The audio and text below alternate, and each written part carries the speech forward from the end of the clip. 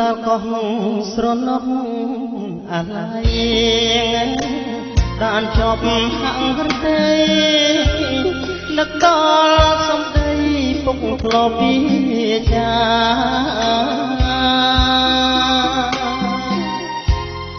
ដាស់ទឿនកូនប្រុស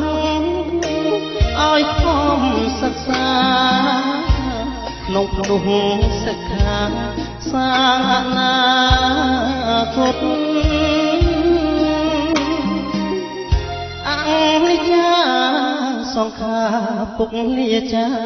លោកចិន្តាមានយោ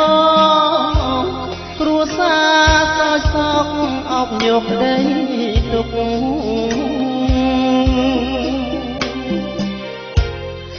អលោកមានកូនកូនសែរន្ធត់រត់រូបលោកពុកខ្លោចសាពេក្រៃបនខូប10ឆ្នាំកូនសាងជូនពុកសូមបានសោយសុខខានស្នួគៀលេ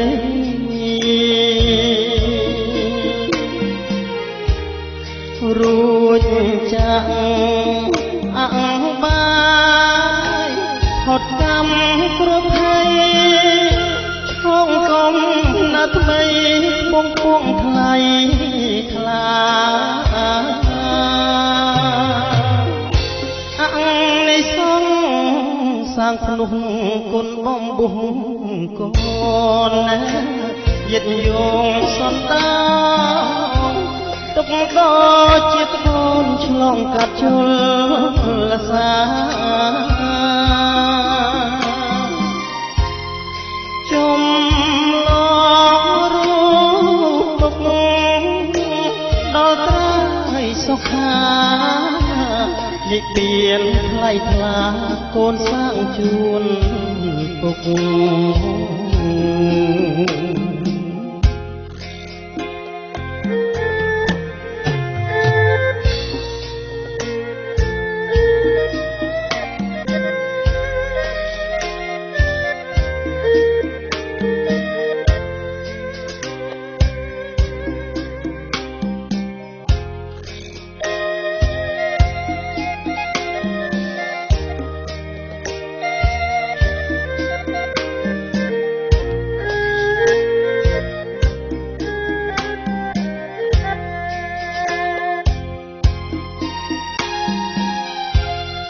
បនខូប10ឆ្នាំកូនសាងជូនពុកសូមបានសោយសុខខានសួគ៌លេ